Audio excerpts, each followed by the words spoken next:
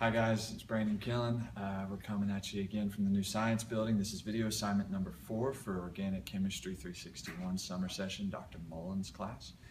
Today we were told to have a little bit of fun this time and reenact a movie scene. And in that movie scene we needed to talk about a specific molecular compound, organic compound, and talk about its stereochemistry and different substitution groups that we've learned about in the last section.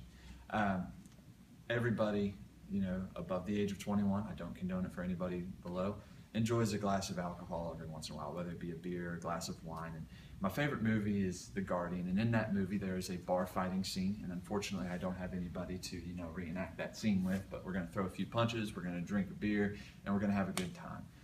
So today I want to talk to you a little bit about alcohol and its molecular structure and everything that goes around with it. So here we have alcohol, C2H5OH, and this is its skeletal structure right here. So over here we can see that we have a carbon with 3 hydrogens branching off from it. Notice how the filled in triangle is a hydrogen coming towards us, and the dotted triangle is a hydrogen going away from us. In this carbon we have 2 hydrogens. We have it attached to the second carbon, and we have an OH group. So that OH group is our alcohol, and the other 2 carbons form our C2H5OH. The IUPAC name for this compound is ethanol.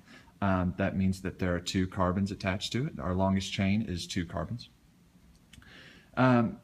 With this compound, we notice that we have no chiral centers, and the definition of chirality is having a carbon with 4 different groups attached to that specific carbon.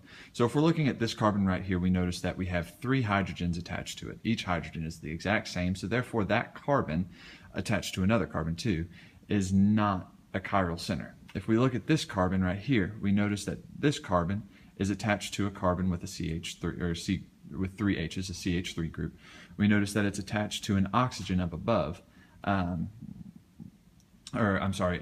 alcohol up above, and then we have 2 hydrogens below it. So with those 2 hydrogens being in play, we can determine that that is not a chiral center either.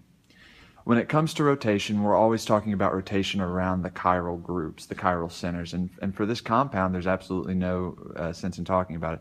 There's no R or clockwise rotation, and there's no S or counterclockwise rotation based on priority, because we don't have a chiral center to be talking about. Now I really want to take a close look at this oxygen, hydrogen, this hydroxide alcohol group up top, right up here. That is very important, because that oxygen is a nucleophile, and a nucleophile is basically an electron lover. It's what is pulling electrons towards itself to create substitution reactions to occur, SN1, SN2. That oxygen is partially negative charged, therefore it is going to want to attract more electrons to itself.